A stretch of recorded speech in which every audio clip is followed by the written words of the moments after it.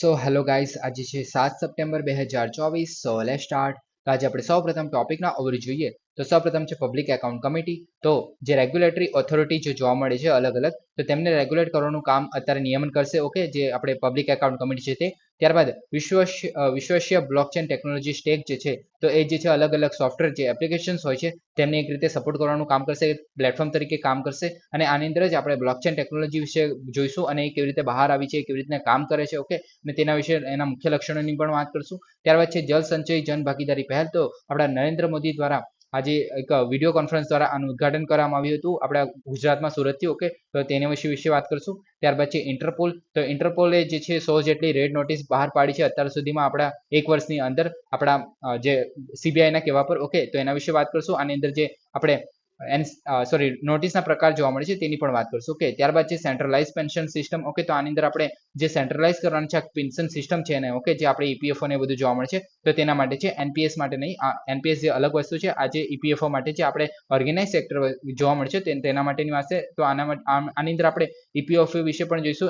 એની અંદર જે 3 અલગ અલગ સ્કીમો યોજનાઓ જે ચલાવવામાં આવે છે તેના વિશે પણ વાત કરશું. અને pension fund regulatory development authority છે એના વિશે પણ વાત કરશું, જે પીએફઆરડીએ કહેવાય છે. ઓકે, તો તેના વિશે પણ વાત કરશું. ત્યારબાદ છે સમૃદ્ધ યોજના. તો આ જે યોજના છે એ આપણે જે નવી સ્ટાર્ટઅપ છે તેમને સપોર્ટ કરવા માટેની છે. ઓકે, તો તેના વિશે વાત કરશું. ત્યારબાદ છે ઇન્ડિયન ઓબીઆઈએસ. ઓકે, તો આ જે છે જૈવ વિવિધતાના એક માહિતી તરીકે મતલબ સંગ્રહ કરવાનું કામ કરે છે, તો તેના વિશે વાત કરશું. ત્યારબાદ છે લોસ એન્ડ ડેમેજ ફંડ. તો આજે લોસ થયું હોય અથવા ડેમેજ થયું હોય કે તેના માટેનું છે. ઓકે, તો તેના વિશે વાત કરશું અને આજનો લેક્ચર છે એ કન્ક્લુડ કરશું. So please subscribe, like and share જો તમને આજનો લેક્ચર જે છે ઇન્ટરેસ્ટિંગ લાગી રહ્યું હોય. Thank you. તો આપણે સૌ પ્રથમ ટોપિક છે પબ્લિક એકાઉન્ટ કમિટી. તો public account committee securities and exchange board of India એટલે કે સેબી જેવા સંસદના અધિનિયમ દ્વારા સ્થાપિત નિયમનકારી સંસ્થાઓની કામગીરીની સમીક્ષા કરશે. ઓકે, નિયમનકારી સંસ્થાઓ તો બધાને ખબર જ છે કે ધારો કે સેબીની વાત કરીએ તો સેબી જે છે એ શેર માર્કેટને રેગ્યુલેટર કરવાનું કામ કરે છે, એટલે કે નિયમન કરવાનું કામ કરે છે શેર માર્કેટનું. ઓકે, તો એના જેવી બીજી કેવી સંસ્થાઓ છે, ધારો કે આઈઆરડીએઆઈ એટલે કે insurance regulatory development authority of India જે કહીએ છીએ, પછી ટ્રાઈ જે આપણે telecom regulatory authority of India કહીએ છીએ, પછી આપણે સેબી આવી ગયું, પછી આપણે ટ્રાય આવી ગયું, પછી આપણે પીએફઆરડીએ છે. ઓકે, પછી જે આપણે એફસીઆઈ એટલે કે ફૂડ કોર્પોરેશન ઓફ ઇન્ડિયા કહીએ છીએ. ઓકે, તો આવી જે અલગ અલગ જે રેગ્યુલેટર કરતી જે સંસ્થાઓ છે તો તેની કામગીરીની સમીક્ષા જે છે હવે પબ્લિક એકાઉન્ટ કમિટી દ્વારા કરવામાં આવશે. ઓકે, હવે પબ્લિક એકાઉન્ટ કમિટીની વાત કરીએ તો ભારત સરકારની જે આવક અને ખર્ચનું ઓડિટ કરવાનું કાર્ય કરે છે. ઓકે, તો આ ખાસ ધ્યાન રાખવું, આવક અને ખર્ચનું ઓડિટ કરવાનું કામ જે છે એ પબ્લિક એકાઉન્ટ કમિટી દ્વારા કરવામાં આવે છે. પબ્લિક એકાઉન્ટના હાલના જો આપણે ચેરમેનની વાત કરીએ, અધ્યક્ષ જે છે એ કેશી વેણુગોપાલ છે. ઓકે, તો આ ખાસ યાદ રાખવું. ઓકે, કેશી વેણુગોપાલ જે છે એ આના અધ્યક્ષ છે. ઓકે, ભૂમિકા જોઈએ તો સરકારી ખર્ચને એક ચેક તરીકે સેવા આપે છે. ઓકે, એટલે કે સરકારી ખર્ચ ક્યાં ક્યાં થઈ રહ્યો છે એને ચેક કરવાનું કામ કરે છે. ઓકે, પ્રાથમિક કાર્ય જોઈએ તો કમ્પ્ટ્રોલર એન્ડ ઓડિટર જનરલ છે એટલે કે કેગ છે, એના ઓડિટ રિપોર્ટને સંસદમાં મૂક્યા પછી તેની તપાસ કરવાનું કામ જે છે એ આપના દ્વારા જ કરવામાં આવે છે. એટલે કે કેગની રિપોર્ટને તપાસ કરવાનું કામ જે છે પબ્લિક એકાઉન્ટ કમિટી દ્વારા કરવામાં આવે છે. અને કેગ કઈ રિપોર્ટ પ્રદાન કરે છે, 3 રિપોર્ટ પ્રદાન કરે છે સંસદમાં. કે તે રિપોર્ટ વિશે તમારે કહેવાનું છે. ઓકે, હવે સહાયતા જોઈએ તો કેગ જે તપાસ દરમિયાન સમિતિને મદદ પણ કરે છે, એટલે કે કેગ જે છે આ સમિતિને હેલ્પ કરે છે તપાસ દરમિયાન. ઓકે, એટલે કે કેગના રિપોર્ટ દરમિયાન નહીં પણ બીજી બધી તપાસ કરતી હોય, કોઈ મંત્રાલયોની જે તપાસ કરતી હોય ત્યારે પણ કેગ જે છે હેલ્પ કરે છે. ઓકે, મુખ્ય કાર્ય જોઈએ તો ખાતરી કરે છે કે સંસદ દ્વારા આપવામાં આવેલા જે નાણાં છે એના માંગના અવકાશમાં ખર્ચવામાં આવે છે, એટલે કે જ્યાં જરૂર હતી નાણાંની, ઓકે, જેના માટે આપવામાં આવેલા, જે પર્પઝ માટે નાણાં આપવામાં આવેલા તે જગ્યાએ આ યુઝ કરવામાં આવે છે, એનો કોઈ જગ્યાએ દુરુપયોગ નથી થયો અથવા તો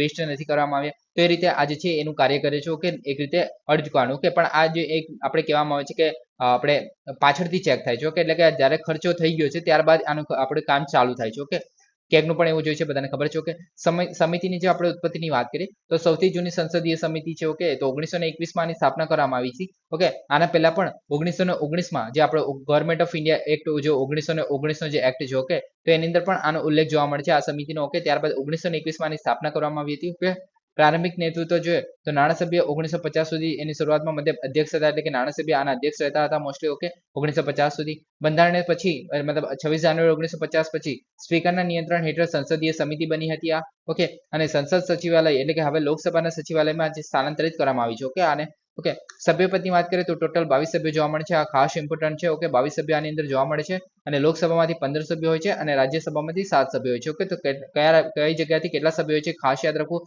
કે લોકસભામાંથી 15 છે, રાજ્યસભામાંથી 7 હોય છે. ઓકે, ટોટલ 22 થઈ ગયા. ઓકે, થઈ ગયા. ઓકે, હવે ચૂંટણીની વાત કરીએ તો એકલ ટ્રાન્સફરેબલ વોટ દ્વારા પ્રમાણસર પ્રતિનિધિત્વના આધારે વાર્ષિક ચૂંટાયેલા સભ્યો જે હોય છે આની અંદર. ઓકે, એટલે કે ચૂંટણી કરવામાં આવે છે આની અંદર. પછી મુદ્દત જોઈએ તો 1 વર્ષની હોય છે આની. ઓકે, લોકસભાના અધ્યક્ષ લોકસભાના જે સભ્યોમાંથી લોકસભાના અધ્યક્ષ દ્વારા નિયુક્ત કરવામાં આવે છે. ઓકે, એટલે કે મતલબ આના જે અધ્યક્ષ એટલે પબ્લિક એકાઉન્ટ કમિટીના જે અધ્યક્ષ હશે એ લોકસભાના સભ્યોમાંથી જ હશે. ઓકે, અને એ જે છે નિમણૂક જે છે એ લોકસભાના અધ્યક્ષ દ્વારા કરવામાં આવશે. ઓકે, તો સ્પીકર જે હોય છે લોકસભાના એના દ્વારા નિયુક્ત કરવામાં આવે છે લોકસભાના આપણે આ સમિતિના પીએસસીના અધ્યક્ષને. ઓકે, અને એ જે છે લોકસભાના સભ્યોમાંથી જ હશે. ઓકે, વિરોધ પક્ષની વાત કરીએ તો વિરોધ પક્ષનું નેતૃત્વ જોવા મળે છે 1967-68 પછી. ઓકે, એના પહેલા જે છે એ જે આપણે રૂલિંગ પાર્ટી હોય છે તેના સભ્ય જે છે એ અધ્યક્ષ જોવા મળતા હતા, પણ 1967-68 પછી આમાં ચેન્જ કરવામાં આવ્યો અને આ જે સમિતિના અધ્યક્ષ છે એ આપણે વિરોધ પક્ષના જે નેતા હશે તે આપણે સભ્ય જે છે એ અધ્યક્ષ તરીકે બનાવવામાં આવે છે આની અંદર. ઓકે, પીએસસી ના જે અધ્યક્ષ એ વિરોધી પક્ષના એટલે કે કોંગ્રેસના અત્યારે જે નેતા છે ઓકે તે જોવા મળે છે. ઓકે, હવે મંત્રીપદથી બાકાત એટલે કે જે મંત્રીઓ છે એ સભ્ય હોઈ શકતા નથી. ઓકે, કેમ નથી હોઈ શકતા? કેમ કે આપણે માની લો કે ધારો કે એક્ઝામ્પલ લઈએ કે ધારો કે આપણે જે પંચાયતી રાજ આપણે મંત્રાલય છે. ઓકે, પંચાયતી રાજને કોઈ આપણે સરકારે જે આપણે બજેટમાં કોઈ પૈસા આપ્યા હોય કે ભાઈ આ જગ્યાએ આપણે ખર્ચ કરવાનો છે. ઓકે, હવે એ જ મંત્રી જે છે એ આજે આપણે પબ્લિક એકાઉન્ટ કમિટી છે એનો પણ સભ્ય છે. ઓકે, હવે એ જે મતલબ આનો પણ સભ્ય છે અને આમાં પણ એ જ વ્યક્તિ છે, મંત્રી તરીકે પણ એ જ છે. ઓકે, તો એક રીતે જે આપણે ટ્રાન્સપરન્સીની વાત કરીએ અથવા એકાઉન્ટેબિલિટીની વાત કરીએ કે જવાબદારીની વાત કરીએ તો તે નથી આવતી, કેમ કે આપણે મતલબ એમાં ચીટિંગ થઈ શકે છે કે ભાઈ આ વ્યક્તિ પણ અહીંયા કામ કરી છે સરકારનો છે અને પબ્લિક એકાઉન્ટ કમિટીમાં જેમાં બધા સભ્યો જોવા મળે છે, વિપક્ષના પણ સભ્યો જોવા મળે છે, ત્યાં પણ એ વસ્તુ છે. તો એને કારણે જે છે એક રીતે આપણે સરખી રીતે ચેકિંગ થવું જોઈએ. ઓકે, તો તે નહીં થાય. ઓકે, તો એને કારણે જે છે મંત્રીઓ એ આની અંદર નથી હોતા. ઓકે, અને જો કોઈ સભ્ય હોય આનો અને એ મંત્રી બની જાય તો એને જે છે આ સભ્યપદ મતલબ છોડી દેવું પડે, આ સમિતિમાંથી નીકળી જાય છે. ઓકે, હવે આગળ વાત કરીએ તો કાર્યની વાત કરીએ તો હિસાબોની તપાસ એટલે કે સંસદ દ્વારા આપવામાં આવેલ જે રકમ છે એનો વિનિયોગ એટલે ક્યાં ખર્ચવામાં આવે છે, વાર્ષિક નાણાકીય જે ખાતાઓ છે અને અન્ય સંબંધિત જે ખાતાઓ છે એની સમીક્ષા કરવાનું કામ કરે છે. ઓકે, ચકાસણી કરે છે કે વિતરિત કરવામાં આવેલ જે નાણાં છે કાયદેસર રીતે ઉપલબ્ધ હતા અને એ જે છે ઈચ્છિત સેવા અથવા તો જે હેતુ લાગુ પડતા હતા ત્યાં જ કરવામાં આવે છે. ઓકે, ખર્ચ ગવર્નિંગ ઓથોરિટીને અનુરૂપ કામ કરે છે અને પુનઃ વિનિયોગ નિયમો અનુસાર કરવામાં આવે છે કામ. ઓકે, ઔપચારિકતાથી આગળ એટલે કે ડહાપણ, વફાદારી અને ખર્ચ અર્થવ્યવસ્થાની તપાસ કરવાનું કાર્ય કરે છે. ઓકે, અને કેસ સમીક્ષાઓ જેમ કે ખોટ છે, નજીવા ખર્ચ થઈ ગયો, નાણાકીય અનિયમિતતાઓ જોવા મળી, તેવા બધા જે સંડોવણી કરતા જે કેસો હોય છે તો એને તપાસવાનું કામ પણ જે પબ્લિક એકાઉન્ટ કમિટી દ્વારા કરવામાં આવે છે. ઓકે, તો આ થઈ ગયું આપણું પબ્લિક એકાઉન્ટ કમિટી. ઓકે, હવે નેક્સ્ટ છે વિશ્વસ્ય બ્લોકચેન ટેકનોલોજી સ્ટેક.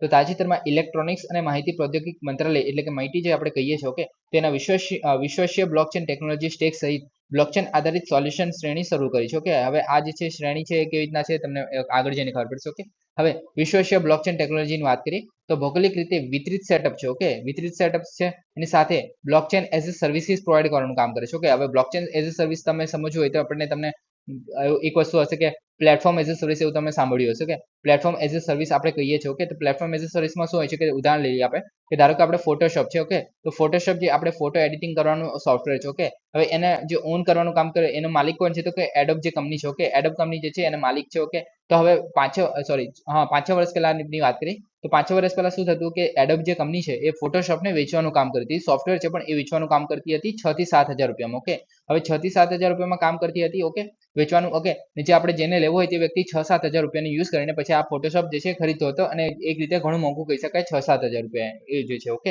હવે એની જગ્યાએ અત્યારે શું થાય છે તો કે ફોટોશોપ જે છે એઝ અ સર્વિસ પ્રોવાઈડ કરવામાં આવે છે એટલે કે દર 200-300 રૂપિયા જે છે હવે નેટની કનેક્ટિવિટીને કારણે આપણે 200 થી 300 રૂપિયાના પર મંથ અથવા તો વર્ષે પણ આપણે જે છે એનો યુઝ કરી શકીએ છીએ એઝ અ પ્લેટફોર્મ તરીકે. એટલે કે આપણે ફોટોશોપનું એપ્લિકેશન ડાઉનલોડ કરવું જ પડશે પણ આપણે જો એની એક્સેસ જોઈતી હોય તો આપણે સબસ્ક્રિપ્શન લેવું પડે, જેવી રીતના આપણે નેટફ્લિક્સનું સબસ્ક્રિપ્શન લઈએ છીએ એ રીતે. ઓકે, નેટફ્લિક્સમાં આપણે કોઈ વસ્તુ જોવી હોય તો આપણે સબસ્ક્રિપ્શન લઈએ છીએ એ જ રીતે ફોટોશોપમાં આપણે કોઈ ફોટો એડિટ કરવો હોય ને એના માટે પણ સબસ્ક્રિપ્શન લેવું પડે છે એડોબી પાસેથી. ઓકે, તો આ રીતે જે છે એ પ્લેટફોર્મ એઝ અ સર્વિસ કામ કરે છે. તો એ જ રીતે આપણે બ્લોકચેનને પણ એઝ અ સર્વિસ તરીકે પ્રોવાઈડ કરવાની છે. ઓકે, હવે સપોર્ટ કેવી રીતના છે આની અંદર તો કે પરવાનગી પ્રાપ્ત એટલે કે જે એની પાસે એપ્લિકેશન હશે જે પરવાનગી લીધી હોય બ્લોકચેન ટેકનોલોજીનો યુઝ કરવા માટે તો એ જે છે બ્લોકચેન એપ્લિકેશનની શ્રેણી માટે રચાયેલી છે. ઓકે, જે એપ્લિકેશન જે બ્લોકચેન ટેકનોલોજી યુઝ કરતી હોય તો તેને માટે આ જે બ્લોકચેન જે એઝ અ સર્વિસ તરીકે પ્રોવાઈડ કરવાનું છે જે બ્લોકચેન ટેકનોલોજીનો યુઝ કરતી હશે તે. ઓકે, હવે કઈ ટેકનોલોજી છે જે બ્લોકચેનનો યુઝ કરે તો અત્યારે ઘણી બધી ટેકનોલોજી છે, એપ્લિકેશન છે, જેમ કે આપણે બ્લોકચેન માટેની ડીજી કોઈન થઈ ગઈ, પછી ઘણી બધી જે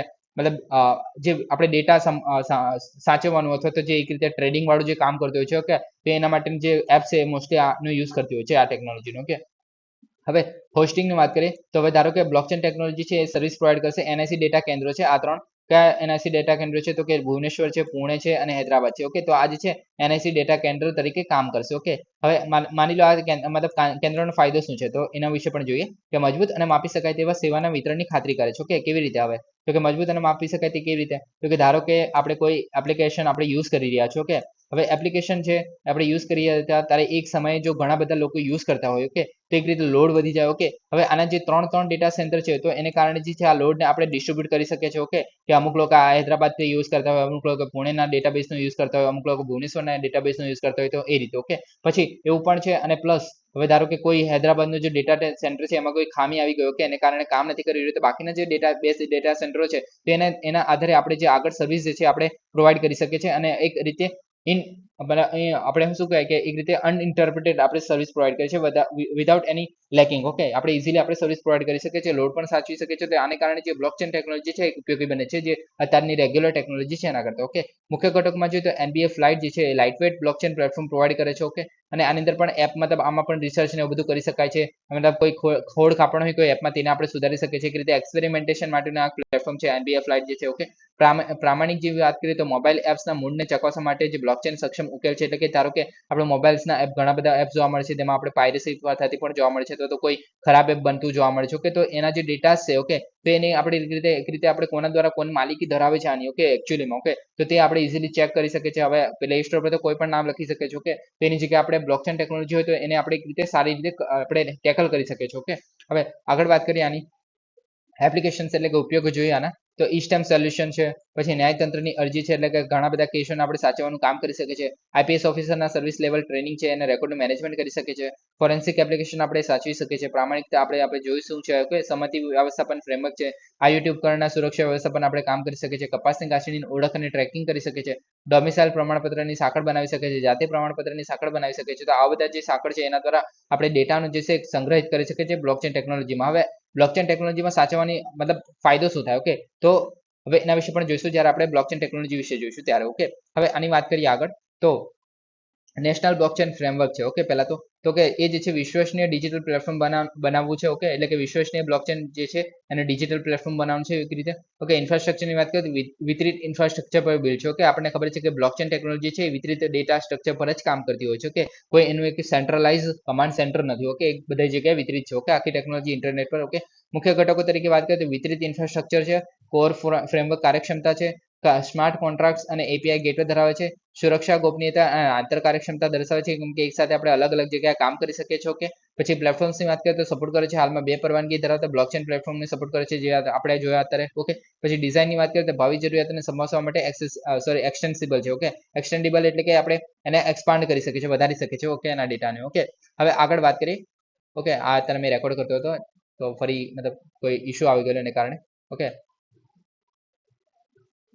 હવે બ્લોકચેન ટેકનોલોજીની વાત કરીએ તો બ્લોકચેન જે છે એને ડિસ્ટ્રીબ્યુટેડ લેઝર ટેકનોલોજી તરીકે ઓળખવામાં આવે છે. ઓકે, હવે એક ઉભરતી ટેકનોલોજી છે જે સંગ્રહ અને વ્યવસ્થાપન માટે ચલણ અને વિવિધ ડિજિટલ ફોર્મેટમાં રૂપાંતરિતની સુવિધા આપે છે. ઓકે, તો આ ખાસ યાદ રાખો કે ડિજિટલ ફોર્મેટમાં રૂપાંતરની સુવિધા આપે છે, સંગ્રહ અને વ્યવસ્થાપનની પણ સુવિધા આપે છે. ઓકે, અને કાર્ય જોયાનું તો ડિજિટલ માહિતીને રેકોર્ડિંગ અને વિતરણને સક્ષમ કરે છે અને વ્યવહારને એક અપરિવર્તનશીલ ખાતાવાહી તરીકે સેવા આપે છે અને બદલી અને કાઢી શકાય અથવા તો ભૂસી શકાય નહીં તેવી રીતે. ઓકે, હવે આમાં ઉદાહરણ લઈ લઈએ આપણે એક રીતે.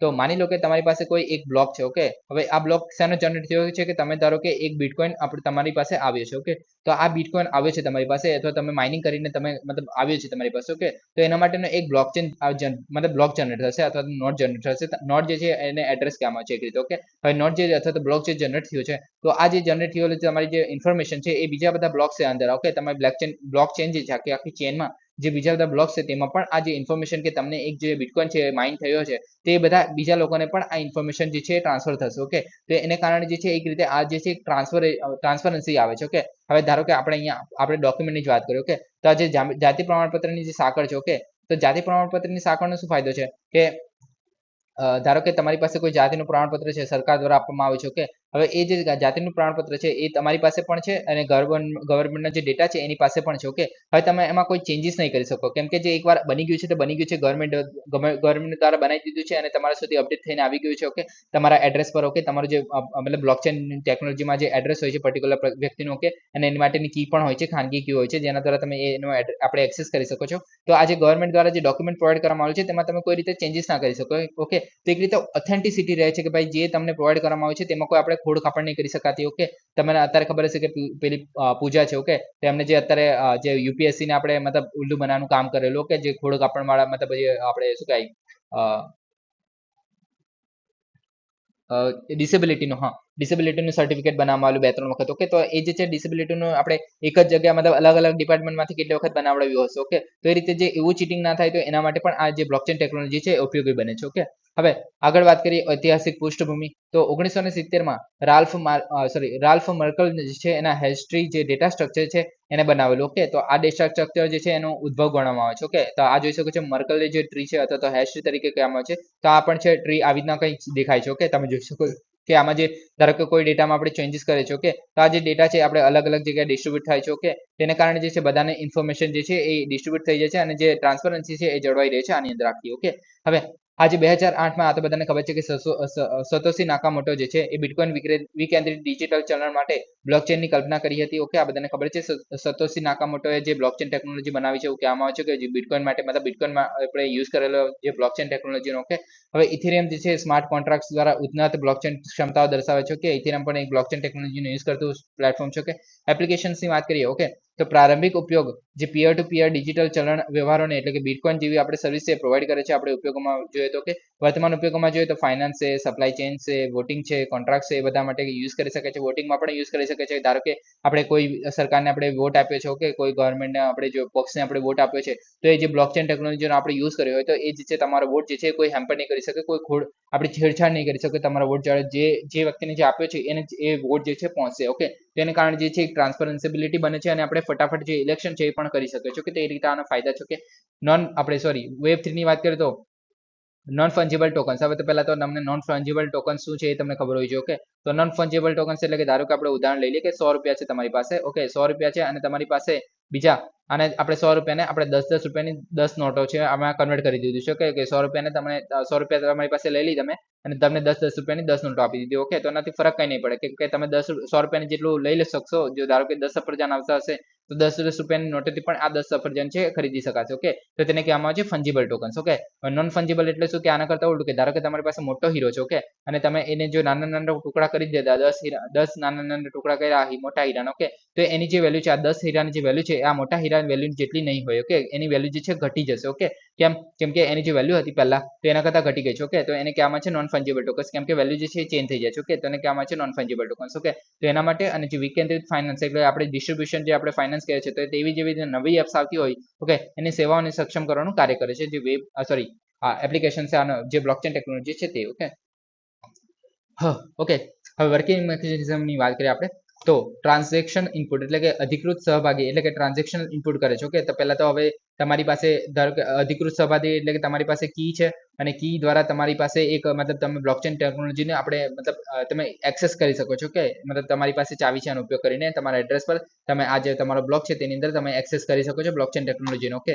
હવે ધારો કે તમને એક બિટકોઇન મળ્યો છે. ઓકે, તો આ બિટકોઇન જે તમને મળ્યું છે હવે આ બિટકોઇન જે છે એને કારણે જે તમે પ્રતિનિધિત્વ તમે જે ક્રિયા કરો છો તેને કારણે જે છે એક બ્લોક બન્યો છે. ઓકે, તો કે તમારી પાસે એક બિટકોઇન જે છે જનરેટ થયો છે એનો એક બ્લોક બન્યો છે. ઓકે, હવે આ જે બ્લોક છે એ નેટવર્કના દરેક કોમ્પ્યુટરને નોડ પર મોકલવામાં આવશે. નોડ એટલે કે એક રીતે એડ્રેસ માની લો તમે. ઓકે, તો એ જે છે તમારી પાસે જે એક બિટકોઇન જનરેટ થયો છે એ બીજા અલગ અલગ જે બ્લોક છે. ઓકે, નોડ્સ છે. ઓકે, તેની અંદર જે છે આ ઇન્ફોર્મેશન જે છે ટ્રાન્સફર થશે. ઓકે, અને એ જે છે વ્યવહારોને માન્ય કરે છે. ઓકે, તે અધિકૃત નોડ છે એ બ્લોકચેનમાં બ્લોક ઉમેરે છે. ઓકે, એટલે તમારે મતલબ જે બ્લોકચેન ટેકનોલોજી છે તે એને માન્ય કરશે અને આ જે અલગ અલગ જે ઇન્ફોર્મેશન છે તમારી જે ઇન્ફોર્મેશન છે અલગ અલગ બ્લોકમાં પહોંચાડશે અને ટ્રાન્ઝેક્શનને અંતિમ સ્વરૂપ આપવા માટે અપડેટેડ સમગ્ર નેટવર્કમાં વિતરિત કરવામાં આવે છે. એટલે કે બધા જોડે આ જે છે મતલબ શું કહેવાય કે જે ઇન્ફોર્મેશન છે એ મતલબ કરવામાં આવે છે મતલબ શું કહેવાય કે રીતે ટ્રાન્સફર કરવામાં આવે છે. ઓકે, આ થઈ ગઈ વર્કિંગ મિકેનિઝમ. ઓકે, મુખ્ય લક્ષણોની વાત કરીએ તો વિતરિત લેજર. ઓકે, તો બધાને ખબર છે કે પીયર ટુ પીયર નેટવર્કમાં એક સાથે બહુવિધ કમ્પ્યુટર્સ પર અસ્તિત્વ ધરાવે છે. એટલે કે ધારો કે પબજી તમે ગેમ રમતા હોય તો તમે એ સમજી શકો છો. ઓકે, કે ધારો કે તમે પબજી રમતા હોય ને 4 વ્યક્તિઓ છે. ઓકે, 4 વ્યક્તિઓ ટીમમાં રમો છો ઓકે તો જે વ્યક્તિ મતલબ તમારી ટીમ વાળા તમારા ટીમની વ્યક્તિઓ કોઈ બીજા વ્યક્તિને મારી નાખ્યો હોય ઓકે તો એ જ વસ્તુ બીજા 3 લોકોના મોબાઈલમાં પણ એ રિફ્લેક્ટ થશે કે એ વ્યક્તિ મરી ગયો છે ઓકે તો એ રીતે આ રીતે છે તમે મતલબ એક વસ્તુમાં જો ચેન્જીસ કરશો એક જગ્યાએ ચેન્જ કરશો તો આખા બહુવિધ કમ્પ્યુટર્સનું જે નેટવર્ક છે એની અંદર પણ આ જે બધી ડેટા ઇન્ફોર્મેશન છે એ ટ્રાન્સફર થઈ જશે ઓકે નિષ્ફળતાના કેન્દ્રીય બિંદુને ટાળે છે એટલે કે આપણે કોઈ પણ એક જગ્યાએ કેન્દ્રિત નથી એને કારણે જે આપણે એને કોઈ હેક નથી કરી શકતો અથવા તો કોઈ છેડછાડ નથી કરી શકતો કે પછી અપરિવર્તિત રીતે ડેટામાં ફેરફાર કરવાનું જે અત્યંત મુશ્કેલ બનાવે છે કેમ કે આપણે જો એકવાર ડેટા નાખી દીધા છે પછી એને ચેન્જ કરવો મુશ્કેલ બને છે કે ક્રિપ્ટોગ્રાફિક હેશ સુરક્ષા અને વિશ્વાસમાં સુધારો કરે છે આ રીતે મતલબ એક રીતે આપણે ઇન્ફોર્મેશન કહી શકીએ ક્રિપ્ટોગ્રાફી હેશ છે ઓકે હેશિંગ અને ડિજિટલ હસ્તાક્ષર દ્વારા ક્રિપ્ટોગ્રાફી ઓકે ડિજિટલ હસ્તાક્ષર કહી શકાય એક રીતે ઓકે ખાનગી અને જાહેર કી દ્વારા સહભાગીની ઓળખની સુરક્ષા એટલે કે ખાનગી કી હોય છે એટલે કે તમારો બ્લોક છે તમારી પાસે જો કોઈ કોડ હશે પાસવર્ડ હશે તો તમે એને એક્સેસ કરી શકો છો એના સિવાયને ઓકે સર્વસંબંધ આધારિત છે એટલે કે તમામ નોટ્સના વ્યવહારની માન્યતા સાથે સંબંધ થવું આવશ્યક છે ઓકે પછી વિકેન્દ્રીકરણની વાત કરીએ તો કોઈ એકલ એન્ટિટી નેટવર્કની નિયંત્રણ કરતો નથી પહેલા તો આ તો તમને બધાને ખબર છે ઓકે બ્લોકચેનની જે સંપૂર્ણ નકલો બહુવિધ કમ્પ્યુટર પર રહે છે એટલે બધા પાસે સેમ ઇન્ફોર્મેશન પહોંચી જાય છે અને નકલો પહોંચી જાય છે ઓકે તૃતીય પક્ષ જે વિલંબ વિના ઝડપી પીયર ટુ પીયર વ્યવહારોને પ્રોત્સાહન આપે છે જેવી રીતે આપણે કીધું કે ઇલેક્શન આપણે ફટાફટ કરી શકીએ છીએ કે સ્વયં સંચાલિત જે સ્માર્ટ કોન્ટ્રાક્ટ કરારોની ઝડપ પરિપૂર્ણતાને સક્ષમ કરે છે ઓકે એટલે કે ઝડપી આપણે કામ કરી શકીએ છીએ ઓકે તો આ થઈ ગયું આપણું બ્લોકચેન ટેકનોલોજી ઓકે નેક્સ્ટ આપણે જલ સંચય જન ભાગીદારી પહેલ તો પ્રધાનમંત્રી શ્રી નરેન્દ્ર મોદીએ વિડીયો કોન્ફરન્સ દ્વારા જલ સંચય જન ભાગીદારી પહેલ શરૂ કરી છે ઓકે હવે આના વિશે વાત કરું તો આમાં એટલું બધું કંઈ છે નહીં પણ આપણે એકવાર જોઈ લઈએ ઓકે તો 6 સપ્ટેમ્બરે આપણે આ કરવામાં આવેલું ઓકે સુરત ગુજરાતથી આપણે લોન્ચ કરવામાં આવ્યું છે અને મંત્રાલય જે છે જલ શક્તિ મંત્રાલય છે તો આ વસ્તુ ઇમ્પોર્ટન્ટ થઈ આપણે ઓકે ક્યાંથી ને કોઈ મંત્રાલય છે ઓકે વરસાદી પાણીના સંગ્રહ વધારવાનો છે લાંબા ગાળાના જે પાણીને ટકાઉપણાને સુનિશ્ચિત કરવાનો છે આનો હેતુ છે અને સમગ્ર ગુજરાતમાં અંદાજે 24,800 વરસાદી પાણીના સંગ્રહ માટે માળખું નિર્માણ કરવાનું છે ઓકે તો આ થયું આપણે મતલબ વડાપ્રધાનનું સ્પીચમાં બધું હતું વડાપ્રધાન સંબોધનના મુખ્ય મુદ્દાઓ હવે આટલું જેટલું બધું કીધું છે આમાં મોસ્ટલી બધા પ્રધાન દ્વારા જ કહેવામાં આવ્યું છે ઓકે તો આમાં જે નીતિ અને સામાજિક પ્રતિબદ્ધતા તરીકે જળ સંરક્ષણનું મહત્વ પર ભાર મૂકવાનો છે ભારતમાં પાણી સંસ્કૃતિને મહત્વ આપવાનું છે અને આપણે ઈશ્વરનું એક સ્વરૂપ તરીકે ગણવાનું છે કે સામૂહિક પ્રયાસની જરૂરિયાતને પર ભાર મૂકવાનો છે જેમાં જનભાગીદારીને ચળવળ કરવાની છે કે પડકારોને સંબોધવા માટે જે ચોમાસાની આપણે જે મતલબ વરસાદને કારણે આપણે ગુજરાતમાં જોવા મળે તેને પણ સંબોધન જોવા મળેલું મોદી દ્વારા ઓકે ગુજરાતના કટોકટી અને એકબીજાને ટેકો આપવા માટે લોક સમૂહના સામૂહિક પ્રયાસોને સ્વીકાર્યા છે ઓકે ગોલની વાત કરીએ તો રાષ્ટ્રના પાણીને ભવિષ્યને સુરક્ષિત કરવા માટે ઘટાડો પુનઃઉપયોગ રિચાર્જ અને રિસાયકલ તો આ પ્રધાનમંત્રી દ્વારા આપવામાં આવેલો આપણો મંત્ર છે તો આ યાદ તમે રાખી શકો છો કે ભારતને માનવતા અને જે જળ સંરક્ષણ છે એની દીવાદાંડી બનાવવાનો છે કે હવે સમુદાયની સંડોવણીની વાત કરીએ તો આની અંદર જે નાગરિકો સ્થાનિક સંસ્થાઓ ઉદ્યોગો અને અન્ય જે હિસ્સેદારો છે એને એકત્ર કરવાના છે આની અંદર અને બધાએ સાથે મળીને સમગ્ર સમાજ અને સમગ્ર સરકારના અભિગમોને એટલે કે મતલબ વિઝનથી પ્રેરિત કરવાનો છે અને જળ સંરક્ષણ માટેનું કાર્ય કરવાનું છે કે જળ સંરક્ષણ માટે ગુજરાતના અગ્રણી અભિગમો વિસ્તારવાના ધ્યેય છે અને જે સંડોવણીમાં જોઈએ તો CSR અને જે સંચાલિત પ્રોજેક્ટ છે આપણે CSR એટલે કે કોર્પોરેટ સોશિયલ રિસ્પોન્સિબિલિટી જે કહે છે તેના દ્વારા સંચાલિત જે પ્રોજેક્ટ છે આપણે કામ કરવાના છે ઓકે અને એનો ઉદ્દેશ્ય જે છે આપણે વિઝનની વાત કરતા CSR સંચાલિત જે જળ સંરક્ષણના પ્રયાસો કરવાના છે કે પછી રાજ્ય અને કેન્દ્ર શાસિત પ્રદેશો છે બીજા બધા એમને પણ આપણે પ્રોત્સાહન કરવાનું છે અને ભારતમાં મતલબ મહત્વપૂર્ણ પગલું તરીકે આગળ વધારવાનું છે આ વર્ષ ઓકે હા ઓકે હવે છે ઇન્ટરપોલ ઓકે તો સેન્ટ્રલ બ્યુરો ઓફ ઇન્વેસ્ટિગેશનના વડાએ તાજેતરમાં જાહેરાત કરી હતી કે ઇન્ટરપોલે ગયા વર્ષે રેકોર્ડ જે છે એ 100 રેડ નોટિસ જારી કરી હતી અને ભારતની વિનંતી પર અત્યાર સુધી સૌથી વધુ મતલબ આ જે રેકોર્ડ છે કે આવી જે જાહેરાત કરવામાં આવી હતી ઓકે એટલે કે 100 રેડ નોટિસ એ જારી કરવાનો આવું પહેલી વખત બન્યું હતું ભારત દ્વારા કહેવામાં આવ્યું અને ઇન્ટરપોલ દ્વારા જારી કરવામાં આવ્યું એવું ઓકે હવે આની મેકેનિઝમ જોઈએ પહેલા તો કે એના વિશે પણ જોઈશું આપણે પહેલા આના વિશે જોઈએ ઇન્ટરપોલ વિશે તો ઇન્ટરનેશનલ ક્રિમિનલ પોલીસ ઓર્ગેનાઇઝેશન તરીકે ઓળખવામાં આવે છે અને ઇન્ટરપોલ તેનું સામાન્ય નામ છે કે સરહદ પારના જે આતંકવાદ હેરફેર અને અન્ય જે ગુનાઓ છે એના સામે આંતરરાષ્ટ્રીય પોલીસ સહકારની સુવિધા આપે છે ઓકે હવે આ જે છે આંતરરાષ્ટ્રીય પોલીસની સહકારની સુવિધા આપે છે ખાસ ધ્યાન રાખો કે શબ્દ પર ધ્યાન આપજો કે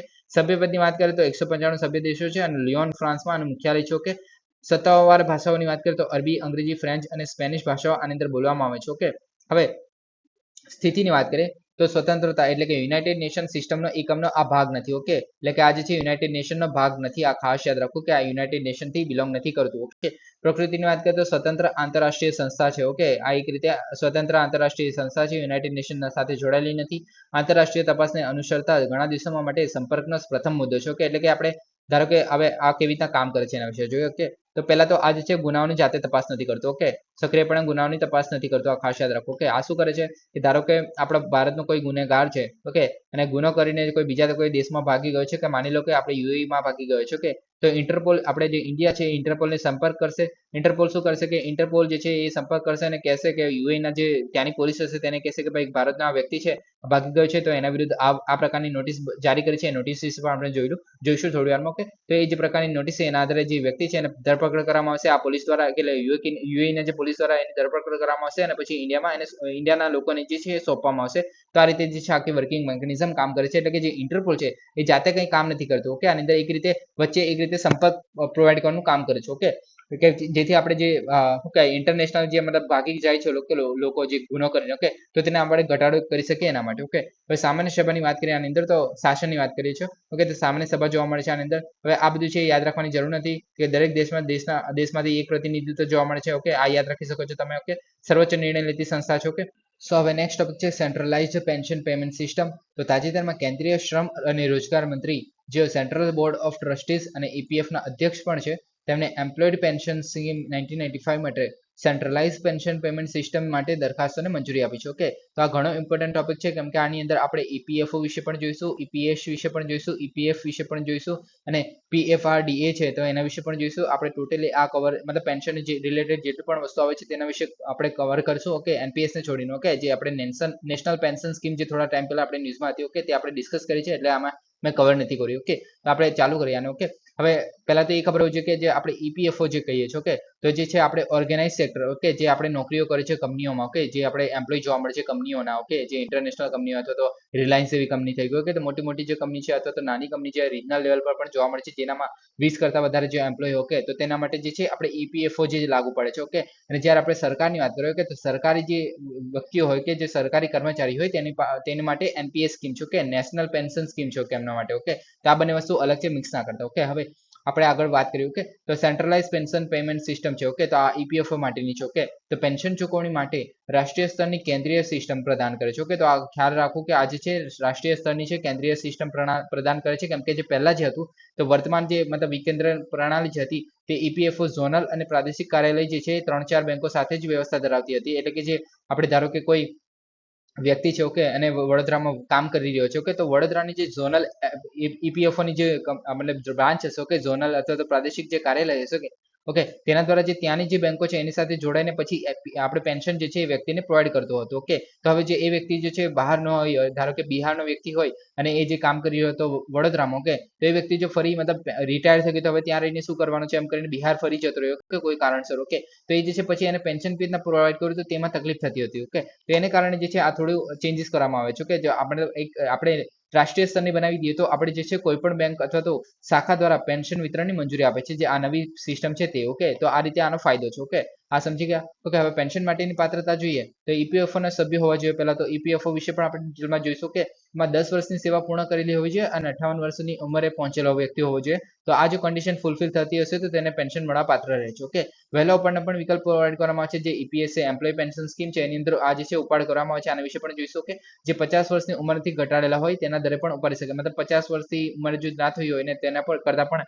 જો આપણે કોઈ રીઝન આવી ગયો કે રીઝન પણ જોઈશું કે એને ઉપાડ કરવાની જરૂર પડે તો ત્યારે પણ ઉપાડી કરી શકાય. કાં તો વિલંબિત વર્ષ, એટલે કે ધારો કે કોઈ એની આપણે શું કહેવાય 58 વર્ષ પૂરી થઈ ગઈ છે પણ એને અત્યારે ઉપાડવો નથી અને 60 વર્ષે ઉપાડવું છે, ઓકે, તો એ જે છે 4% વધારે વ્યાજ મળશે એને અને પછી એ જે છે ઉપાડી શકશે. ઓકે, તો પેન્શન એની સ્ટાર્ટ થઈ શકે ત્યારબાદ. ઓકે, તે રીતે આ સ્થગિત પણ કરી શકે છે આની અંદર. ઓકે, અમલીકરણ જોઈએ તો ઈપીએફઓ ના ચાલી રહેલા જે આરટી આધુનિકરણ પ્રોજેક્ટ છે એના એક ભાગ તરીકે આ જે છે આખી સ્કીમ, ઓકે, અને કેન્દ્રીકૃત આઈટી સક્ષમ સિસ્ટમનો આની અંદર વિસ્તાર જે સાઇટ્સ તરીકે ઓળખવામાં આવે છે. ઓકે, હવે યાદ રાખવાની જરૂર નથી મારા ખ્યાલથી. ઓકે, લોન્ચ તારીખ જોઈએ તો 1 જાન્યુઆરી 2025 થી આ લાગુ કરવામાં આવશે. ઓકે, તો અત્યારે નથી લાગુ થયા, 1 જાન્યુઆરી 2025 થી લાગુ થશે. ઓકે, હવે લાભોની વાત કરીએ તો જ્યારે પેન્શનર બેંક બ્રાન્ચ સ્થાનાંતરિત કરે અથવા તો બદલે છે ત્યારે પેન્શન પેમેન્ટ એવોર્ડ છે તે નથી આપવામાં આવતું. એટલે કે ધારો કે હવે જો વડોદરાનો વ્યક્તિ છે અને બિહાર જતો રહ્યો છે અને તેને પોતાની જે બેંક છે અથવા તો બ્રાન્ચ જે આપણે ચેન્જ કરી નાખી છે. ઓકે, તો પહેલા એ જે છે પેન્શન પેમેન્ટ ઓર્ડર લેવો પડતો હતો જે હવે ટ્રાન્સફર કરવાની જરૂર પડતી હતી, તે હવે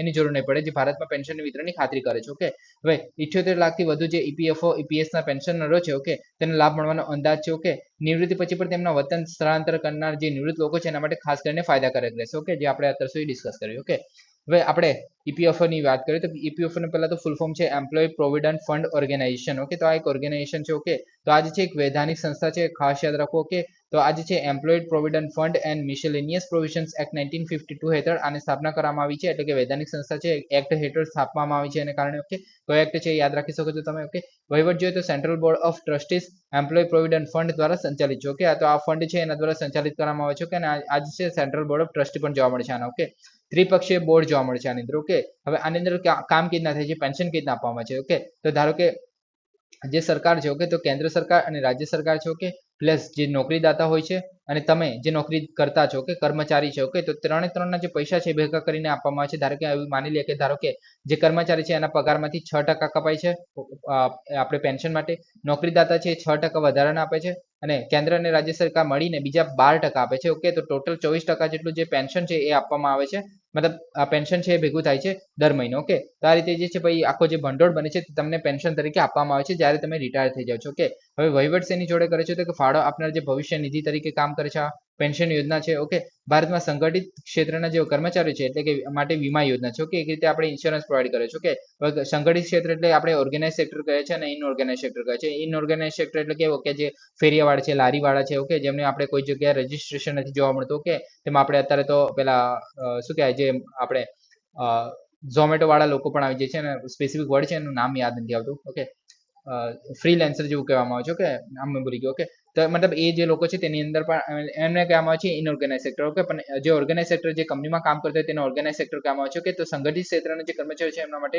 વીમાની યોજના છે એક રીતે. ઓકે, હવે મહત્વ જોઈએ તો ગ્રાહકો અને નાણાકીય વ્યવહારો દ્વારા વિશ્વની સૌથી મોટી સંસ્થાઓમાંની એક છે. ઓકે, કેમ કે આમાં જે નાણાકીય સંસ્થા આપે છે, નાણાકીય વ્યવહારો કરે છે અને ગ્રાહકો પણ છે. ઓકે, ને એની વિશ્વની સૌથી મોટી સંસ્થા છે. ઓકે, કેમ કે નાણાકીય વ્યવહાર માટેની. ઓકે, આધારનું માળખું જોઈએ તો એમ્પ્લોય પીએફ જે ઓર્ગેનાઇઝેશન છે ઈપીએફઓ છે એના દ્વારા આસિસ્ટેડ છે. ઓકે, અને જે સમગ્ર ભારતમાં 122 સ્થળોએ ઈપીએફઓ ની ઓફિસ આવેલી છે. ઓકે, તો આ સ્થળોએ મતલબ 122 મતલબ જોવા મળે છે. ઓકે, તો આને આપણે સેન્ટ્રલાઇઝ કરી શકીએ તો આપણે કોઈ પણ જગ્યાએ કામ કરતા હોય તો તેને વાંધો ના આવે. ઓકે, ભારત સરકારના શ્રમ અને રોજગાર મંત્રાલય હેઠળ વહીવટી નિયંત્રણ હેઠળ કાર્ય કરે છે. તો આ તમે યાદ રાખવું જરૂરી છે કેમ કે શ્રમ અને રોજગાર મંત્રાલય છે. ઓકે, તો યાદ રાખવાની જરૂર નથી કેમ કે શ્રમ અને રોજગાર મંત્રાલય છે, પણ યાદ રાખો. ઓકે, હવે આના દ્વારા 3 યોજના ચલાવવામાં આવે છે. ઓકે, સૌપ્રથમ છે કર્મચારી ભવિષ્ય નિધિ યોજના 1952 અને કે આમાં છે employ provident fund scheme. Okay, EPF કહેવામાં આવે છે. ઓકે, 1952.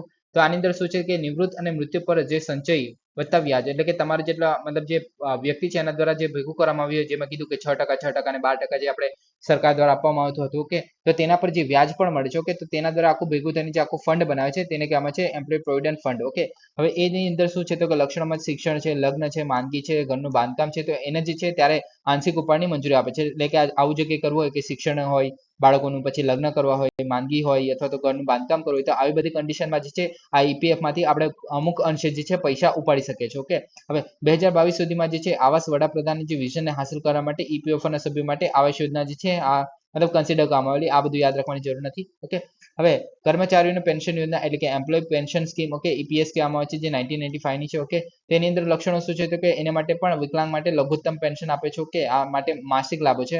આ માસિક લાભોમાં શું છે કે નિવૃત્તિ, પછી અપંગતા, સર્વાઈવર, વિધવા, પછી બાળકો અને જે વિકલાંગતા માટે લઘુત્તમ પેન્શન, તો આ બધું જે છે આની અંદર પ્રોવાઈડ કરવામાં આવે છે. ઓકે, અગાઉ ફેમિલી પેન્શન સ્કીમ ચાલતી હતી તો એની અંદર જે લાભો મળતા હતા તે આ જે છે આ લાભો મળવામાં આવે છે, જે મતલબ એની અંદર જે સહભાગી હતો તેમને આ લાભો મળશે. ઓકે, હવે એટલું બધું યાદ રાખવાની જરૂર નથી, ખાલી તમને આઈડિયા હોય છે કે કઈ કઈ સ્કીમ છે. ઓકે, ઈપીએસ જોવા મળે છે. ઓકે, પછી ત્યારબાદ છે છેલ્લે આપણે employ deposit link insurance scheme. Okay, EDLI તરીકે ઓળખવામાં આવે છે, જેના લક્ષણોમાં જોઈએ તો મૃત્યુ સમયે યોજનાના સભ્ય હતા તેવા કર્મચારીને મૃત્યુના કિસ્સામાં લાભ આપવામાં આવે છે. એટલે કે મૃત્યુના કિસ્સામાં લાભ એટલે કે તેમના પરિવારને મળશે. કે લાભની રકમ જે છે વેતનના 20 ગણા હોઈ શકે, એટલે કે 100 ગણામાંથી 20 ગણા જેટલું 100 રૂપિયા હોય છે એમાંથી 20 રૂપિયા જે છે એમને આપવામાં આવે છે. ઓકે, પેન્શન તરીકે, અને 6 લાખ મહત્તમ લાભ હોય છે. ઓકે, હવે pension fund regulatory and development authority વિશે જોઈએ, પીએફઆરડીએ જે કહીએ છીએ આપણે. ઓકે, તો એ જે છે પહેલા તો વૈધાનિક નિયમનકારી સંસ્થા છે, આ ખાસ યાદ રાખો. ઓકે, અને કયા દ્વારા છે તો પીએફઆરડીએ એક્ટ 2024 એના હેઠળ સ્થાપિત કરવામાં આવી છે. તો આ બે વસ્તુ ઘણી ઇમ્પોર્ટન્ટ બને છે. ઓકે, ઉદ્દેશ્ય જોઈએ તો વૃદ્ધાવસ્થાની જે આવક સુરક્ષાને પ્રોત્સાહિત કરે છે, પેન્શન ફંડની સ્થાપના, વિકાસ અને નિયમનનું કાર્ય કરે છે, પેન્શન ફંડ યોજનાના સબસ્ક્રાઇબર્સના હિતોનું રક્ષણ કરે છે. ઓકે, હવે આ વસ્તુ યાદ રાખવી કે પીએફઆરડીએ જે છે એ આખા જે પેન્શન રિલેટેડ જેટલી પણ વસ્તુ આવે છે તેને રેગ્યુલેટ કરવાનું કામ કરે છે. જ્યારે ઈપીએફઓ ની વાત કરીએ તો ઈપીએફઓ જે છે આપણે પ્રાઇવેટ સેક્ટરનું જે ઓર્ગેનાઇઝ સેક્ટર છે. ઓકે, જે આપણે organise sector in the sense આપણે ઝોમેટો વાળાને બધાને છોડીને આપણે ઇનઓર્ગેનાઇઝ સેક્ટર જોવા મળે છે એના લોકોને છોડીને એના સિવાય જે કંપનીમાં વર્ક કરતા જે લોકો છે એના માટેનું એક પેન્શન જે પ્રોવાઈડ કરે છે તેના માટેની સંસ્થા છે. ઓકે, તો આ પીએફઆરડીએ અને ઈપીએફઓ વચ્ચે કન્ફ્યુઝ ના થતા. ઓકે, બંનેનું કામ અલગ અલગ છે. ઓકે, હવે આ પેન્શન મતલબ જેટલું પેન્શનનું જેટલું પણ ચાલે છે આપણે એનપીએસ જે ગવર્મેન્ટના કર્મચારીઓ છે અને જે ઈપીએફઓ ચાલે છે તે બંનેને રેગ્યુલેટ કરવાનું કામ જે છે એ પીએફઆરડીએ દ્વારા કરવામાં આવે છે કે pension fund regulatory development authority of India. Okay, હવે અધિકાર ક્ષેત્રની વાત કરીએ તો નાણાં મંત્રાલય હેઠળ આવે છે. આ ઇમ્પોર્ટન્ટ છે કે નવી દિલ્હીમાં એનું આપણે મુખ્યાલય છે. ઓકે, સમગ્ર દેશમાં પ્રાદેશિક કચેરીઓ અને જોવા મળે છે. ઓકે, અધ્યક્ષ અને 6 સભ્યો જોવા મળે છે. ઓકે, અને સાથે સાથે કેન્દ્ર સરકારના નિમણૂક કરેલા ઓછામાં ઓછા 3 વ્યક્તિઓ પણ જોવા મળે છે. ઓકે, સંપૂર્ણ સમયના. ઓકે, તો આ વસ્તુ યાદ રાખવાનું છે આપણે. ઓકે, કાર્યોની વાત કરીએ તો નિયમન જે છે રાષ્ટ્રીય પેન્શન સિસ્ટમ. ઓકે, એનપીએસ જે આપણે જે ગવર્મેન્ટના કર્મચારીઓ તેમના માટેનું હોય છે એમના માટે પેન્શન યોજનાનું નિયમન કરવાનું કાર્ય કરે છે. ઓકે, પછી શિક્ષણ અને તાલીમ એટલે કે સબસ્ક્રાઇબર છે એટલે કે તમારા જે મારા જેવા લોકો જે નોર્મલ લોકો છે જે જોબ કરતા હોય છે. ઓકે, તો તેમની સામાન્ય જનતાને પેન્શન, નિવૃત્તિ, બચત અને જે સંબંધિત મુદ્દાઓ છે એના પર શિક્ષણ આપવાનું પણ કાર્ય કરે છે. ઓકે, પેન્શન યોજનાની જોગવાઈ એટલે કે જે કોઈ પણ દ્વારા નિયમન મતલબ કોઈ અધિનિયમ દ્વારા જો કોઈ પેન્શન યોજના બહાર પાડવામાં આવી તેનો કોઈ પણ નિયમન નહીં કરતો હોય ત્યારે આ પેન્શન યોજનાનું જે નિયમન કરવાનું કામ જે છે આ કરશે. ઓકે, પીએફઆરડી. ઓકે, સબસ્ક્રાઇબર પ્રોટેક્શન એટલે કે એનપીએસ સબસ્ક્રાઇબર હોય એટલે કે જે આપણે ગવર્મેન્ટ આપણે વ્યક્તિઓ છે અને અન્ય જે માન્ય યોજનાઓ છે જેમ કે ઈપીએફ છે એના હિતોનું રક્ષણ કરવાનું કામ કરે છે એટલે કે ગ્રાહકોના રક્ષણનું કરવાનું કામ કરે છે. ઓકે, યોજનાની મંજૂરી અને માર્ગદર્શિકાની વાત કરીએ તો યોજનાને મંજૂર કરવાનું છે અને રોકાણ માર્ગદર્શિકા સેટ કરવાનું છે. તો આ બધું છે કરવામાં આવે છે પીએફઆરડીએ દ્વારા. ઓકે, મધ્યસ્થી નિયમનની વાત કરીએ તો વચેટિયાઓની નોંધણી અને નિયમન કરે છે. ઓકે, એટલે કે ધારો કે આપણે માની લઈએ કે જે કર્મચારી મતલબ જે આપણે એમ્પ્લોયર છે. ઓકે, તેનું નિયમન કરવાનું કામ કરશે, એનું નોંધણી કરવાનું કામ કરશે. એનપીએ ટ્રસ્ટ છે, પછી એનપીએસ ટ્રસ્ટ એટલે કે પછી હાજરી બિંદુઓ છે, સેન્ટ્રલ રેકોર્ડ કીપિંગ એજન્સી તરીકે એટલે કે જેટલું પણ રેકોર્ડ મતલબ જે આપણે શું કહેવાય કે ગવર્મેન્ટ એમ્પ્લોય છે. ઓકે, તેમના લોકો કયા કયા છે તેમને પણ મતલબ કોને કોને પેન્શન આપવાનું છે તેનું પણ રેકોર્ડ કરવાનું કામ કરી શકે છે. ઓકે, ટ્રસ્ટી બેંક તરીકે પણ જે હોય છે તેને રેગ્યુલેટ કરવાનું કામ કરશે, પેન્શન ફંડનું કામ કરશે, કસ્ટોડિયન તરીકે કામ કરશે, સોલ્યુશન આપવાનું કામ કરશે. ઓકે, તો આ બધા કામ કરવામાં આવે છે પીએફઆરડીએ દ્વારા. ઓકે, ખર્ચ વ્યવસ્થાપનની વાત કરીએ તો આર્થિક અને વાજબી મધ્યસ્થી અને ઓપરેશનલ ખર્ચની ખાતરી કરે છે. ઓકે, હવે આર્થિક અને વ્યાજબી મધ્યસ્થી એટલે કે શું મધ્યમાં જે આપણે સોલ્યુશન પ્રોવાઈડ કરવાનું કામ કરતી હોય તો લોકોની વાત કરવામાં આવે છે. ઓકે, ફરિયાદ નિવારણની વાત કરીએ તો ફરિયાદ નિવારણ પ્રક્રિયાને મજબૂત અને સમયબદ્ધ બનાવવાનું છે કેમ કે આપણે અમુક વાર જે ઇસ્યુ જોવા મળે છે તો પેન્શન નથી મળતું. ઓકે, તો એને આપણે સોલ્યુશન લાવવાનું છે ટાઈમસર. ઓકે, વિવાદ ચુકાદાઓ તે મધ્યસ્થીઓ વચ્ચે અને જે મધ્યસ્થીઓ અને જે સબસ્ક્રાઇબર છે એ વચ્ચેના વિવાદોને આપણે સોલ્યુશનનું કામ કરે છે મધ્યસ્થી એટલે કે અહીંયા એમ્પ્લોયરની વાત કરવામાં આવે છે. ઓકે, તો આ રીતે જે પીએફઆરડીએ છે કામ કરે છે. ઓકે, ઓકે, હવે નેક્સ્ટ છે સમૃદ્ધ યોજના. ઓકે, તો તાજેતરમાં કેન્દ્રીય ઇલેક્ટ્રોનિક્સ અને આઈટી મંત્રાલય છે. ઓકે, તો આ ઇમ્પોર્ટન્ટ છે. ઓકે, એમના સચિવ product innovation development and growth. Okay, તો આ જે છે સમૃદ્ધ જે યોજના છે એ બહાર પાડી છે. એ સ્કીમ માટે મીટી જ્યાં છે એના સ્ટાર્ટઅપ એક્સેલરેટરના બીજા સમૂહના શરૂઆત કરી છે. ઓકે, તો આ ઇમ્પોર્ટન્ટ છે. સમૃદ્ધિ યોજનાની વાત કરીએ તો પહેલા તો ઇલેક્ટ્રોનિક્સ અને આઈટી મંત્રાલય એનો ફ્લેગશિપ પ્રોગ્રામ છે ઇમ્પોર્ટન્ટ છે. ઓકે, હવે સોફ્ટવેર પ્રોડક્ટ્સ પરની જે રાષ્ટ્રીય નીતિ છે એનો ભાગ છે 2019ની આ નીતિ છે. ઓકે, ઓગસ્ટ 2021માં આને લોન્ચ કરવામાં આવેલું જેની અંદર 300 સોફ્ટવેર પ્રોડક્ટ્સના સ્ટાર્ટઅપને સપોર્ટ કરવામાં આવે છે અને 4 વર્ષમાં 99 કરોડ ખર્ચવામાં આવશે એવું કહેવામાં આવી રહ્યું છે. ઓકે, હવે એનો ઉદ્દેશ્ય જોઈએ તો હાલના જે અને આવનારા જે એક્સેલરેટેડ સપોર્ટ છે એને એક્સેલરેટર છે એને સપોર્ટ કરવાનો છે અને સ્કેલ કરવા માટે જે સંભવિત આઈટી આધારિત સ્ટાર્ટઅપ છે એને પસંદ કરવાનું છે અને તેને વેગ આપવાનો છે. ઓકે, એને પ્રદાન કરવાનું છે કે ગ્રાહક કનેક્ટ આપણે પ્રોવાઈડ કરી શકીએ, રોકાણકારો અને સાથે કનેક્ટ કરી શકીએ. ઓકે, અને આંતરરાષ્ટ્રીય બજારો સાથે પણ જોડાણ કરી શકીએ. તો આ બધું કામ કરવાનું છે આપણે સમૃદ્ધ જે યોજના છે એની અંદર. ઓકે, હવે એક્સેલરેટરની યોગ્યતાની વાત કરીએ તો ભારતમાં જે કાર્યરત રજિસ્ટર સેક્શન 8 સોસાયટી અથવા તો બિન નફાકારક જે કંપની છે ઇક્વિટી રાખવામાં આવેલા લાયક મતલબ હોવી જોઈએ. ઓકે, તો આ જે કંપની હશે ઓકે તો તેમને આની અંદર આવરી લેવામાં આવશે. ઓકે, અને રાખવા માટેની ભલામણ કરેલી છે એટલે કે કઈ છે તો કે સ્ટાર્ટઅપ જે છે 3 વર્ષથી વધુનો અનુભવ ધરાવતી હોય અને 50 થી વધુ સ્ટાર્ટઅપને સપોર્ટ કરે છે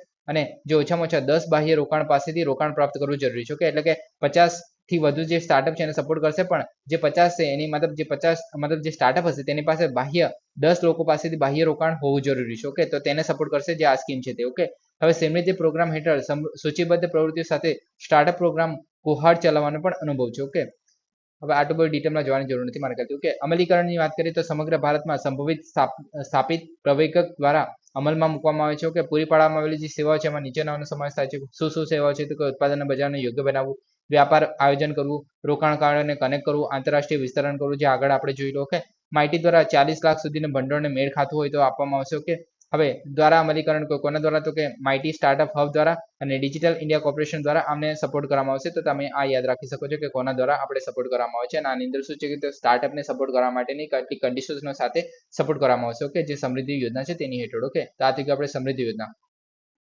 નેક્સ્ટ છે ઇન્ડિયન OBIS. ઓકે, તો તાજેતરમાં centre for marine living resources and ecological અને તેના કોચી કેમ્પસ ખાતે ભારતીય મહાસાગર જૈવિક વિવિધતા માહિતી પ્રણાલી, ઓકે, તો Indian ocean ocean biodiversity information system છે, એના પર રાષ્ટ્રીય સ્તરની વર્કશોપ યોજી હતી. ઓકે, તો આ વર્કશોપ યોજાઈ હતી, તો તેના વિશે વાત કરીએ આપણે.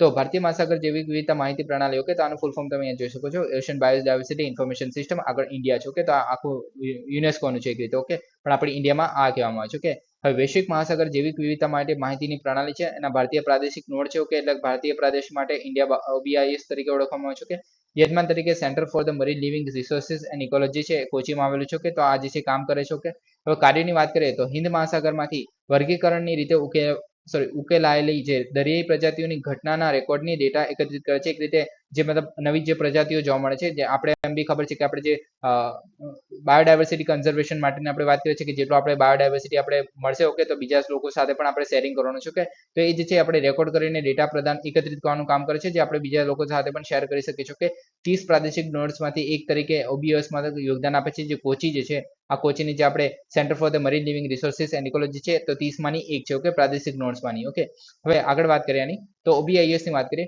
તો મહાસાગરમાં જૈવિક માહિતી પ્રણાલી છે. ઓકે, દરિયાઈ પ્રજાતિઓ પરની જે માહિતી એકત્રિત માટે સૌથી વૈશ્વિક ભંડારમાંનું એક છે. ઓકે, વિશ્વભરના જે સંશોધકો, સરકારો અને જે સંસ્થાઓ છે એના દ્વારા યોગદાન આપવા છે, જેવી રીતના આપણે અત્યારે વાત કીધી કે આપણે ઇન્ડિયન OBIS છે તેની અંદર યોગદાન કરશે, જો કોચીવાળું છે. તો ઓકે, લક્ષણોની વાત કરીએ તો વિશ્વના મહાસાગરોમાં પ્રજાતિઓના વિતરણ પર વિગતવાર માહિતી પ્રદાન કરે છે, ઘટના, એમના રહેઠાણ, એમના પર્યાવરણીય પરિણામો અને એના પર ડેટા પ્રદાન કરે છે. ઓકે, વપરાશકર્તાના જૈવ વિવિધ ડેટા શોધવા, વિઝ્યુઅલાઇઝ કરવા માટે અને ડાઉનલોડ કરવા માટે સાધનો અને સેવાઓ પ્રદાન કરે છે. ઓકે, ડેટા ગુણવત્તા અને સુલભતા સુનિશ્ચિત કરવા માટે લગભગ 30 પ્રાદેશિક નોડ્સ નેટવર્ક દ્વારા સપોર્ટેડ છે, જે આપણે આગળ વાત કરી. ઓકે, આમાં એટલું બધું કંઈ ખાસ છે નહીં. ઓકે, મહત્વની વાત કરીએ તો દરિયાઈ વિજ્ઞાન, સંરક્ષણ અને શિક્ષણમાં તૈયાર સંદર્ભમાં સંશોધન પ્રોવાઈડ કરે છે. Okay, UNESCO intergovernmental oceanography commission, okay, એના દ્વારા સેટ કરવામાં આવ્યું હતું IOC દ્વારા. ઓકે, દરિયાઈ વિજ્ઞાન, સંરક્ષણ, ટકાઉ વિકાસને પ્રોત્સાહન આપવાનું છે. એટલે અને જે IOC છે એના international oceanography data and information exchange છે, તેનો અભિન્ન ઘટક છે. ઓકે, તો આટલું બધું ડિટેલમાં જવાની જરૂર નથી. ઓકે, ખાલી આ યાદ રાખી શકો છો કે જે આપણે centre for the marine living resources and ecological છે, ઓકે,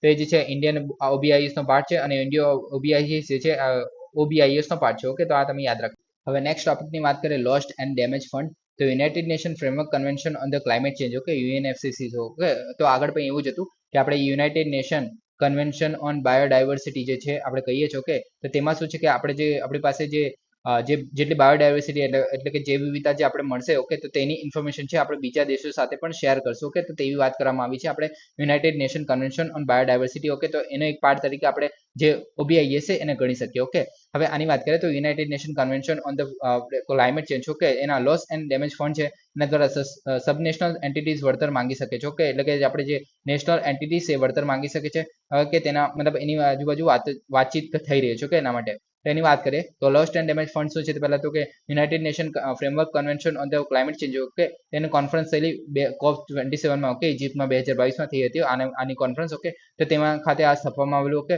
અને આબોહવા પરિવર્તન પ્રેરિત જે નુકસાન છે એનાથી પીડિત જે નાણાકીય સહાય પૂરી પાડવાની છે અને આર્થિક અને બિન આર્થિક જે નુકસાન છે એને બંનેને આવરી લેવામાં આવે છે આ ફંડ દ્વારા. ઓકે, હવે લોસ એન્ડ ડેમેજના પ્રકાર જોઈએ તો આર્થિક લોસ એન્ડ ડેમેજ, તેમાં સોંપી શકાય તેવું નાણાકીય મૂલ્ય. ઓકે, પછી ઉદાહરણમાં જોઈએ તો પૂરને કારણે નુકસાન પામેલા જે માળખાકીય માળખું છે એમાં પુનર્નિર્માણના ખર્ચ, પછી દુષ્કાળને કારણે નાશ પામેલા જે કૃષિ પાકો છે એનાથી થતી આવકનું નુકસાન, તો આ બધું જે છે એને આપણે આર્થિક લોસ એન્ડ ડેમેજમાં ગણીશું. ઓકે, અને એના પર આપણે જે લોસ એન્ડ ડેમેજ છે એમાં આપણે મતલબ પ્રાપ્ત કરી શકીએ છીએ ભંડોળ. ઓકે, પછી બિન આર્થિક લોસ એન્ડ ડેમેજ, જેમ કે નાણાકીય મૂલ્ય અસાઇન કરવું મુશ્કેલ થઈ જાય અથવા તો અસંભવ હોય, જેમ કે આપણે ઉષ્ણકટિબંધીય ચક્રવાતી આઘાત વિસ્થાપનને કારણે જે સમુદાયનું નુકસાન અને જૈવ વિવિધતાનું નુકસાન, તો આ બધા માટે આપણે ગણી નહીં શકીએ કે કેટલું નુકસાન થયું છે. તો આને પણ આ જે છે લોસ એન્ડ ડેમેજમાં આપણે કવર કરવામાં આવે છે. ઓકે, તો આ રીતે છે. હવે સંવેદનશીલ રાષ્ટ્રોની સમર્થન જોઈએ તો ગંભીર આબોહવા સંબંધિત પડકારોનો સામનો કરીને રહેલા જે રાષ્ટ્રો છે એને તક આપવા માટે આ રચવામાં આવેલું. ઓકે, શાસન જોઈએ તો ગવર્નિંગ બોડી દ્વારા દેખરેખ રાખવામાં આવે છે, જેમાં વિશ્વ બેંકે 4 વર્ષ માટે વચગાળાની ટ્રસ્ટી તરીકે સેવા આપી હતી. ઓકે, નાણાકીય વર્ષ સહાય જોઈએ તો અનુદાન અને રાહતના ધિરાણના સ્વરૂપમાં પ્રદાન કરવામાં આવે છે, જેની અંદર કોઈ પણ દેશ છે એ ઉપલબ્ધ મતલબ આમાં ભંડોળમાં નાણાકીય સહાય આપી શકે છે, યોગદાન કરી શકે છે. ઓકે, વિકસિત દેશોના સ્વૈચ્છિક યોગદાનને પ્રોત્સાહિત કરી શકે છે અને વિકાસશીલ દેશોમાં પણ યોગદાનને આમંત્રણ આપે છે. ઓકે, સો ગાઈઝ આજ માટે આટલું છે. Please subscribe, like and share. Thank you for listening. જય હિન્દ, વંદે માતરમ.